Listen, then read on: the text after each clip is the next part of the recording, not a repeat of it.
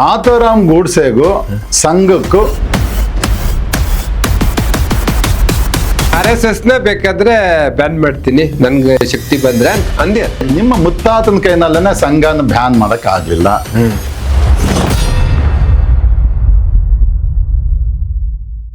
ದಲಿತರು ನಿಜವಾಗ್ಲೂ ಅಪ್ಲಿಫ್ಟ್ಮೆಂಟ್ ಆಗ್ಬೇಕು ಅಂದ್ರೆ, ಸಮಾಜದಲ್ಲಿ ಮೇಲ್ ಬರ್ಬೇಕು ಅಂದ್ರೆ ಎರಡು ಬಹಳ ಮುಖ್ಯ. ಯಾಕಂದ್ರೆ ಪಾಪ ಅವರು ಕಷ್ಟದಲ್ಲಿದ್ದಾರೆ, ಅವರಿಗೆ ವಿದ್ಯಾಭ್ಯಾಸ ಕರೆಕ್ಟ್ ಆಗಿ ಕೊಡದವ್ರನ್ನ ಮೇಲೆತ್ತಕ್ ಸಾಧ್ಯ ಇಲ್ಲ ಸರ್. ಮತ್ತೊಂದು ಹೆಲ್ತ್ ಸಿಸ್ಟಮ್ ಸರಿಯಾಗಿದೆ. ಪಾಪ ಅವ್ರದ್ದು ಜೀವನದಲ್ಲಿ ಏನೋ ಒಂದು ಸಡನ್ ಆಗಿ ಏನೋ ಒಂದು ರೋಗ ರುಜಿನ ಬಂದ್ಬಿಟ್ರೆ ಇಡೀ ಫ್ಯಾಮಿಲಿದೆ ಜೀವನ ಹಾಳಾಗ್ಬಿಡುತ್ತೆ ಸರ್. ಆ ದಿಕ್ಕಲ್ಲಿ ಏನಾರ ಕೆಲಸ ಮಾಡಿದ್ದಾರೆ ಸರ್. ಅಂದ್ರೆ ಅವರ ಕ್ಷೇತ್ರದಲ್ಲಿ ಇಲ್ಲಪ್ಪ ವಿದ್ಯಾಭ್ಯಾಸ ದಲಿತರಿಗೆ ಬಹಳ ಬಹಳ ಒಳ್ಳೆಯ ಗುಣಮಟ್ಟದ ಶಿಕ್ಷಣ ಕೊಡ್ತಾ ಇದ್ದಾರೆ, ನೋಡಿ ಎಷ್ಟೊಂದು ದಲಿತರು ಮೇಲೆ ಬರ್ತಾ ಇದ್ದಾರೆ ಅವರ ಕ್ಷೇತ್ರದಿಂದ ಅಂತ ಹೇಳಂಗ್ ಏನಾದ್ರು ಮಾಡಿದಾರೆ ಸರ್? ಅಥವಾ ಹಾಸ್ಪಿಟ್ಲ್ಗಳು ಎಷ್ಟು ಚೆನ್ನಾಗಿದಾವೆ ನೋಡಿ, ಅವ್ರಿಗೆ ಏನಾದ್ರು ಸಮಸ್ಯೆ ಆದ್ರೆ ಹಿಂದುಳಿದವರಿಗೆ, ಕಷ್ಟ ಇರೋರಿಗೆ, ಬಡತನ ಇರೋರಿಗೆ ಹಾಸ್ಪಿಟ್ಲ್ಗಳು ಚೆನ್ನಾಗಿ ಮಾಡಿದ್ದಾರೆ, ಹಂಗಾಗಿ ಅವ್ರ ಜೀವನ ಸ್ವಲ್ಪ ನಿರಾಳ ಆಗಿದೆ ಅಂತ ಆತರ ಏನಾದ್ರು ಮಾಡಿದ್ದಾರೆ ಸರ್? ನಾನು ಸ್ವತಃ ನಾನು ಇದ್ದಿದ್ದು ಗುಲ್ಬರ್ಗಾದಲ್ಲಿ ಎಲ್ಲ ಓಡಾಡಿದ್ದೀನಿ ಸರ್. ಇದು ಫಸ್ಟ್ ಹ್ಯಾಂಡ್ ಇನ್ಫಾರ್ಮೇಶನ್, ನನ್ಗೆ ಯಾರು ಟ್ವೀಟ್ ಮಾಡಿದ್ದಲ್ಲ. ನೀವೇ ಇವತ್ತು ಹೇಳ್ತಾ ಇದ್ದೀರಾ ರಾಜ್ಯದಿಂದ ಅನೇಕ ಜನ ವಲಸೆ ಹೋಗ್ತಾ ಇದ್ದಾರೆ ಅಂತ ನೀವೇ ಹೇಳ್ತಾ ಇದ್ದೀರಿ, ನಿಮ್ ಸರ್ಕಾರದ ಮಂತ್ರಿಗಳು ಹೇಳ್ತಾ ಇದ್ದಾರೆ. ಅದ್ರಲ್ಲಿ ಅತಿ ಹೆಚ್ಚು ವಲಸೆ ಹೋಗ್ತಾ ಇರೋರು ಗುಲ್ಬರ್ಗ ಜಿಲ್ಲೆಯಿಂದ. ಗೋವಾಗ್ ಹೋದ್ರೆ ಅತಿ ಹೆಚ್ಚು ಜನ ಅಲ್ಲಿ ಡ್ರೈವರ್ಗಳಿರೋದು ಗುಲ್ಬರ್ಗದವರು. ನೀವು ಬಾಂಬೆ ಸಿಟಿಗೆ ಹೋದ್ರೆ ಅಲ್ಲಿ ಅತಿ ಹೆಚ್ಚು ಜನ ಡ್ರೈವಿಂಗ್ ಕೆಲಸ ಮಾಡ್ತಾ ಇರೋರು, ಅಲ್ಲಿ ಕೂಲಿ ಕೆಲಸ ಮಾಡ್ತಾ ಇರೋರು ಕರ್ನಾಟಕದಿಂದ ಬಂದಂತ ಗುಲ್ಬರ್ಗ ಜಿಲ್ಲೆಯಿಂದ. 10ನೇ ತರಗತಿ ಫಲಿತಾಂಶ ರಾಜ್ಯಕ್ಕೆ ಕೆಳಗಡೆ ಬಂದ್ಬಿಟ್ರೆ, ನೀವು ಬಾಟಮ್ ಇಂದ ಫಸ್ಟ್ ಆದ್ರೆ ಅಲ್ಲಿ ಒಟ್ಟಾರೆ ದಲಿತರದ ಫಲಿತಾಂಶ ಎಷ್ಟಿರುತ್ತೆ? PUC ನಲ್ಲಿ ರಾಜ್ಯದಲ್ಲಿ ಎಲ್ಲದಕ್ಕಿಂತ ಕೆಳಗಡೆ ನಿಮ್ದು ಬಾಟಮ್ ಇಂದ ಫಸ್ಟ್ ಇದ್ರೆ ಜನರಲ್ ರಿಸಲ್ಟ್ ಫಲಿತಾಂಶ, ದಲಿತರ ಫಲಿತಾಂಶ ಎಷ್ಟಿರುತ್ತೆ? ಅಂದ್ರೆ ಬರೇ ಮಾತು, ಅಂದ್ರೆ ನಿಜವಾದ ಕಾಳಜಿ ಇಲ್ಲ ಸರ್. ನಿಜವಾದ ಕಾಳಜಿ ಇದ್ದಿದ್ರೆ ಇದಕ್ಕೆಲ್ಲ ಸಮಯನೇ ಇರ್ತಾ ಇರ್ಲಿಲ್ಲ ಸರ್. ಕೊಟ್ಟ ಕುದುರೆ ನೇರರಿಯದೆ ಮತ್ತೊಂದು ಕುದುರೆಯನ್ನು ಕೇಳುವವನು ವೀರನಲ್ಲ ಧೀರನಲ್ಲ ಅಂತ ಹೇಳ್ತಾರೆ. ಈಗ ನಿಮ್ಗೆ ನಿಮ್ಮ ತಂದೆಯವರ ಒಂದು ಪ್ರಭಾವದಿಂದ ಒಂದಲ್ಲ ಎರಡು ಮುಖ್ಯವಾದಂತ ಎರಡು ಇಲಾಖೆಗಳು ಸಿಕ್ಕಿದೆ. ಒಂದು ಗ್ರಾಮೀಣಾಭಿವೃದ್ಧಿ ಮತ್ತು ಪಂಚಾಯತ್ ರಾಜ್, ಇನ್ನೊಂದು IT/BT. ಎಷ್ಟು ಕೆಲಸ ಮಾಡೋದಕ್ಕೆ ಅವಕಾಶ ಇದೆ. ನಾನು ಅಧಿಕಾರಕ್ಕೆ ಬಂದಾಗಿಂದ RDPR ಅಲ್ಲಿ ಇಷ್ಟು ಸುಧಾರಣೆಗಳು ತಗೊಂಡ್ ಬಂದಿದ್ದೀನಿ, ಇಷ್ಟೊಂದು ಸ್ಕೀಮ್ಗಳನ್ನ ಇಂಟ್ರೊಡ್ಯೂಸ್ ಮಾಡಿದ್ದೀನಿ, ಇದರಿಂದ ಇಷ್ಟು ಜನ ಫಲಾನುಭವಿಗಳಾಗಿದ್ದಾರೆ ಅಂತ ಒಂದು ಪಟ್ಟಿ ಕೊಡಿ ಸ್ವಾಮಿ. ಹೌದು, ನೋಡೋಣ ನೀವೇನ್ ಮಾಡಿದ್ದೀರಾ, ನಿಮಗೆ ಜನ ಕೊಟ್ಟಿ ಜವಾಬ್ದಾರಿ ಅದು. IT/BT ನಲ್ಲಿ ಇತ್ತೀಚೆಗಷ್ಟೇ ಒಂದು ಕಂಪನಿ ಅವರು ನಾವು ಬೆಂಗಳೂರು ಬಿಟ್ಟು ಹೋಗ್ತೀವಿ ಅಂದ್ರೆ ನಿಮ್ ಡಿಪಾರ್ಟ್ಮೆಂಟ್, ನೀವು ಅಲ್ಲಿ ಬ್ಯುಸಿಯಾಗಿ ಈ ರಾಜ್ಯವನ್ನ ನಿಮ್ಮನ್ನ ಕಾಂಗ್ರೆಸ್ನವ್ರು ನಂಬಿ ಕರ್ನಾಟಕದ ಪ್ರಬುದ್ಧ ಮತದಾರರು 136 ಪ್ಲಸ್ 2 138 ಸೀಟ್ ಕೊಟ್ಟಿದ್ದಾರೆ. ನೀವು ಅಭಿವೃದ್ಧಿ ಮಾಡಿ ಅಂತ ಹೇಳಿ ಅದನ್ನು ಬಿಟ್ಟು ನೀವು RSS ಅದು ಇವ್ರದ್ದು ಇದು ಮನುಸ್ಮೃತಿ ಏನ್ ಸರ್ ಇದೆಲ್ಲ? ನಾನು ಫಸ್ಟ್ ಕೆಲಸ ಮಾಡಿ ರಿಸಲ್ಟ್ ಕೊಡಿ. ನೀವು ಕೆಲಸ ಮಾಡಿದ್ರೆ ನಿಮ್ಗೆ ಮಾತಾಡೋ ಹಕ್ಕಿದೆ ಅಂತ ನೈತಿಕತೆ ಪ್ರಶ್ನೆ ಕೇಳೋ ಹಕ್ಕು ನನಗೆ ಯಾವಾಗ ಬರುತ್ತೆ ಅಂದ್ರೆ, ನಾನು ಅದನ್ನ ಮಾಡಿದಾಗ ನಿಮ್ಮನ್ನ ಪ್ರಶ್ನೆ ಕೇಳಂತ ನನಗೆ ನೈತಿಕತೆ ಬರುತ್ತೆ. ಹಕ್ಕಲ್ಲ, ನನ್ಗೆ ಬೇಕಾದ್ರೆ ನೈತಿಕ ಹಕ್ಕು. ಅಲ್ಲಿ ಬೇರ್ ಫುಟ್ಸ್ ಟೆಕ್ನಿಷಿಯನ್ಸ್ ಅಂತ ಒಂದು ಜನ ಇದಾರೆ ಕೆಲಸಗಾರರು, ಈ ನರಗದಲ್ಲಿ ಕೆಲಸ ಮಾಡ್ತಾರೆ. ಅವ್ರಿಗೆ 8 ತಿಂಗಳಿಂದ ಸಂಬಳ ಕೊಟ್ಟಿಲ್ಲ ಸರ್ ಪ್ರಿಯಾಂಕರ್ಗೆ ಡಿಪಾರ್ಟ್ಮೆಂಟ್.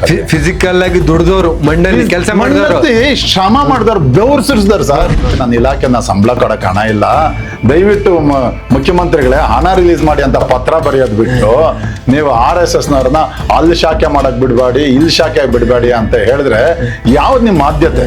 ನಿಮಗೆ ಅಧಿಕಾರದಲ್ಲಿ ಮುಂದುವರಿ ಅಂತ ಯಾವ ನೈತಿಕತೆ ಇದೆ? ನೀವು ವಹಿಸ್ಕೊಂಡಿರೋ ಅಂತ ಜವಾಬ್ದಾರಿಗೆ ನ್ಯಾಯ ಕೊಡ್ತಾ ಇದ್ದೀರಾ?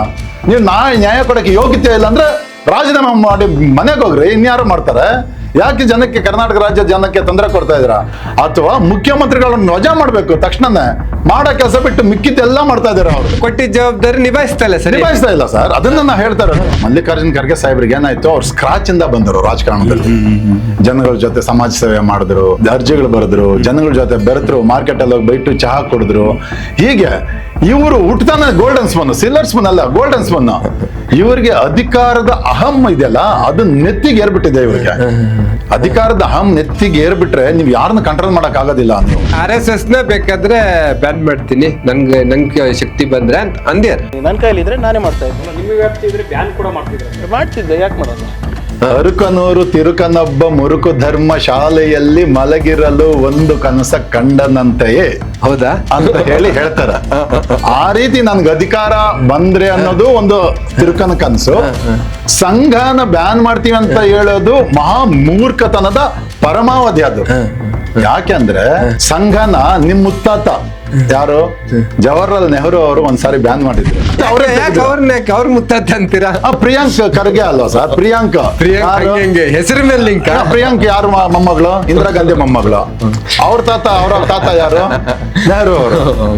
ಹಾಗೆ ಇವ್ರ ಅಜ್ಜಿ ಇಂದಿರಾ ಗಾಂಧಿ ಅವರು. ಹಾಗಾಗಿ ನಿಮ್ಮ ಮುತ್ತಾತನ ಕೈನಲ್ಲೇನೆ ಸಂಘನ ಬ್ಯಾನ್ ಮಾಡಕ್ ಆಗ್ಲಿಲ್ಲ. ನಿಮ್ಮ ಅಜ್ಜಿ ಸಂಘನ 1975 ಬ್ಯಾನ್ ಮಾಡಿದ್ರು, ಮತ್ತೆ ಅವರೇ ತೆಗಿಬೇಕಾಗಿತ್ತು. ನಿಮ್ಮದೇ ಕಾಂಗ್ರೆಸ್ ಸರ್ಕಾರ 1990 ಬ್ಯಾನ್ ಮಾಡ್ತು, ಅದೇ ತೆಗಿಬೇಕು. ಇದ್ರ ಮಧ್ಯೆ ಹಂಗೆ ಈಗ ಬ್ಯಾನ್ ಮಾಡಿದ್ರು, ಸರ್ದಾರ್ ವಲ್ಲಭಾಯ್ ಪಟೇಲ್ ಅವರೇ ಬ್ಯಾನ್ ಮಾಡಿದ್ರು ಅಂತ ಹೇಳಿದಾಗ ಜನರಿಗೆ ಏನ್ ಅನ್ಸುತ್ತೆ ಅಂದ್ರೆ, ಸರ್ದಾರ್ ವಲ್ಲಭಾಯ್ ಪಟೇಲ್ ನಿಜವಾಗ್ಲೂ ರಾಷ್ಟ್ರಭಕ್ತಿ ಇರಂತ ಮನುಷ್ಯ, ಅವರೇ ಬ್ಯಾನ್ ಮಾಡಿದ್ದಾರೆ ಅಂದ್ರೆ RSS ಏನೋ ತಪ್ಪು ಮಾಡಿರ್ಬೋದಪ್ಪ ಅನ್ನೋ ಒಂದು ಡೌಟ್ ಬರುತ್ತಲ್ಲ. ಅದಕ್ಕೆ ಏನ್ ಹೇಳ್ತೀರಿ? ನಂಗೂ ಆಕ್ಚುಲಿ ಅದ್ರ ಬಗ್ಗೆ ಸರಿಯಾದ ಮಾಹಿತಿ. ನೀವು ಬ್ಯಾನ್ ಮಾಡಿದ್ದು ಸರ್ದಾರ್ ವಲ್ಲಭಾಯ್ ಪಟೇಲ್ ತೆಗ್ದಿದ್ಯಾರು ಸರ್? ಅಲ್ಲ, ಏನಕ್ಕೆ ಬ್ಯಾನ್ ಮಾಡಿ? ಅಲ್ಲ ತೆಗ್ದಿದ್ಯಾರು ಗೊತ್ತಿಲ್ಲ ನಂಗೆ ಇದ್ರ ಮಾಹಿತಿ ಕರೆಕ್ಟ್. 1948 ಮಹಾತ್ಮ ಗಾಂಧಿ ಅವರ ಹತ್ಯೆ ಕೇಸಲ್ಲಿ ನಾಥೂರಾಮ್ ಗೋಡ್ಸೆ ಯಾವಾಗ್ಲೂ ಸಂಘದಲ್ಲಿ ಇದ್ರು ಅನ್ನೋ ಕಾರಣಕ್ಕೆ ಬ್ಯಾನ್ ಮಾಡಿದ್ರು. ನೆಹರು ರವರೇನೇ ಅವರ ನಾಯಕತ್ವದ ಸರ್ಕಾರದ ಅಡಿಯಲ್ಲೇನೆ ಕಪೂರ್ ಕಮಿಷನ್ ನೇಮಕ ಮಾಡಿದ್ರು ಇನ್ವೆಸ್ಟಿಗೇಟ್ ಮಾಡಕ್ಕೆ. ನಾಥೂರಾಮ್ ಗೋಡ್ಸೆಗೂ ಸಂಘಕ್ಕೂ ಗಾಂಧಿ ಕೊಲೆ ಆದ ಸಂದರ್ಭಕ್ಕೆ ಯಾವುದು ಸಂಬಂಧ ಇರಲಿಲ್ಲ. ಅಂದ್ರೆ ಮುಂಚೆ ಸಂಘದಲ್ಲಿದ್ರು, ಈಗ ಸಕ್ರಿಯವಾಗಿಲ್ಲ. ಸಂಘಕ್ಕೂ ಮಹಾತ್ಮ ಗಾಂಧೀಜಿಯವರ ಕೊಲೆಗೆ ಸಂಬಂಧ ಇಲ್ಲ ಅಂತ ಹೇಳಿ ಕಪೂರ್ ಕಮಿಷನ್ ಒಂದು ರಿಪೋರ್ಟ್ ಅನ್ನ ವರದಿಯನ್ನ ಕೊಡ್ತು. ಅದನ್ನ ಎತ್ತಿ ಹಿಡಿತು ಸರ್ವೋಚ್ಚ ನ್ಯಾಯಾಲಯ, ಭಾರತದ ಸುಪ್ರೀಂ ಕೋರ್ಟ್. ಇಷ್ಟು ಆದ್ಮೇಲೆ ಅನಿವಾರ್ಯವಾಗಿ ಅವ್ರ ಸಂಘದ ಮೇಲೆ ಇರ್ತಕ್ಕಂಥ ನಿಷೇಧವನ್ನ ತೆಗಿಬೇಕಾಯ್ತು. ನಮ್ಮ ಪ್ರಿಯಾಂಕಾ ಖರ್ಗೆ ಅವ್ರು ಹೇಳ್ತಾರಲ್ಲ, ಹೋಗಿ ಕಾಡಿಗೆ ಬೇಡ್ಕೊಡ್ರಂತ. ಯಾರ ಸಮಯ ನೀನು ಹುಟ್ಟಿದ್ರ ಅವಾಗ ಕಾಡಿ ಬೇಡ್ಕೊಂಡು ನೋಡಿದಕ್ಕೆ. ಇವತ್ತು ಇದೇ ಸುಳ್ಳು. ಇವತ್ತು